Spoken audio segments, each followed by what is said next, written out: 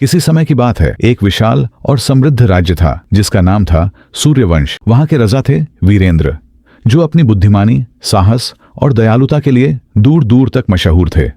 राजा वीरेंद्र का कद लंबा था, आंखें तेज और चेहरा सूरज की तरह चमकता था। उनके पास एक तलवार थी जिसका नाम था चंद्रकांत, जो चांद की रोशनी से भी ज्यादा तेज थी। लेकिन राजा का एक राज था जो किसी को नहीं पता था। वो हर रात अपने महल की सबसे ऊंची मीनार पर चढ़कर चांद से बातें करते थे। उन्हें लगता था कि चांद उनके सारे सवालों का जवाब देता है। राजा वीरेंद्र की एक बेटी थी, राजकुमारी सूर्यमुखी। सूर्यमुखी इतनी सुंदर थी कि उसका चेहरा सूरज की पहली किरण की तरह दमकता था। उसकी हंसी सुनकर फूल खिल उठते थे और उसकी आंखों में एक ऐसी चमक थी कि लोग उसे देखते ही मंत्रमुग्ध हो जाते थे। लेकिन सूर्यमुखी का स्वभाव बहुत जिज्ञासु था। उसे हमेशा कुछ नया जानना होता था और वो अपने पिता की तरह साहसी भी थी। वो अक्सर महल से बाहर जंगल में घूमने चली जाती थी, जहां वो पक्षियों से बातें करती और नदियों के गीत सुनती। एक दिन सूर्यमुखी जंगल में गई और उसे एक पुराना टूटा फूटा मंदिर दिखा। मंदिर की दीवारों पर कुछ अजीब नक्काशी थी जो सूर्यमुखी को बहुत आकर्षित करने वाली लगी। उसने मंदिर के अंदर कदम रखा और वहां उसे एक चमकता हुआ पत्थर मिला जिसके बीच में एक सुनहरा सिक्का जड़ा हुआ था। सिक्के पर एक प्राचीन भाषा में कुछ लिखा था जो सूर्यमुखी समझ नहीं पाई।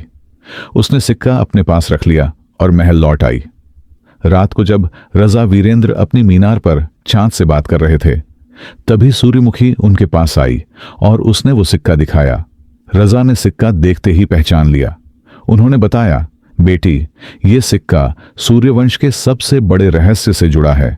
ये सूर्यकांत सिक्का है जो हमारे पूर्वजों ने एक शापित राक्षस को कैद करने के लिए बनाया था।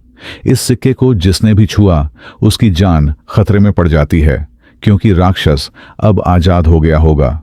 सूर्यमुखी डर गई, लेकिन राजा ने उसे हिम्मत दी। उन्होंने कहा, हमें उस राक्षस को फिर से कैद करना होगा, वरना वो पूरे राज्य को तबाह कर देगा। राजा ने अपनी तलवार चंद्रकांत उठाई और सूर्यमुखी को साथ लेकर उस जंगल की ओर चल पड़े जहां से सिक्का मिला था। जंगल में पहुंचते ही उन्हें एक भयानक हंसी सुनाई दी। सामने एक विशाल राक्षस खड़ा था जिसका नाम था कालदृष्ट। उसकी आंखें आग की तरह जल रही थीं और उसके दांत इतने नुकीले थे कि पत्थर भी काट सकते थे। कालदृष्ट ने गरजते हुए कहा, मुझे आजाद करने का धन्यवाद सूर्यमुखी। अब मैं इस राज्य को नष्ट कर दूंगा, लेकिन मैं तुम्हें एक मौका देता हूं। अगर तुम मेरी 3 पहेलियां हल कर लोगे तो मैं वापस कैद हो जाऊंगा, लेकिन अगर हल नहीं कर पाए तो तुम्हारी जान मेरी हो जाएगी। राजा वीरेंद्र ने अपनी तलवार निकाली, लेकिन सूर्यमुखी ने उन्हें रोक दिया। उसने कहा, पिताजी, ये राक्षस बहुत शक्तिशाली है, हमें उसकी बात माननी होगी। मैं पहेलियां हल करूंगी।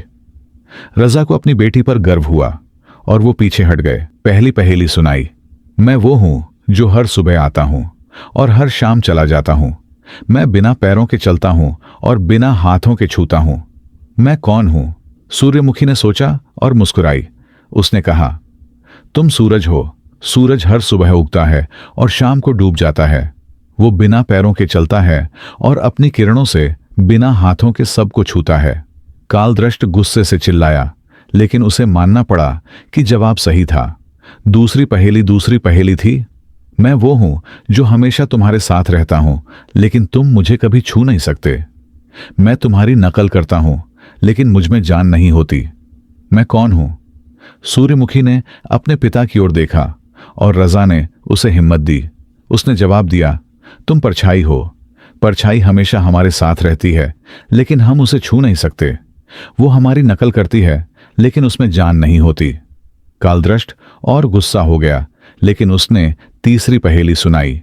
तीसरी पहेली थी, मैं वो हूं जो ना कभी पैदा होता हूं, ना कभी मरता हूं।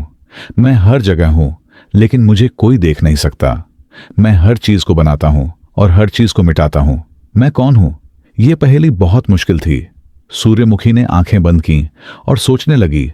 राजा वीरेंद्र ने चुपके से चंद्रकांत तलवार को तैयार रखा ताकि अगर जवाब गलत हुआ तो वो राक्षस पर हमला कर सकें।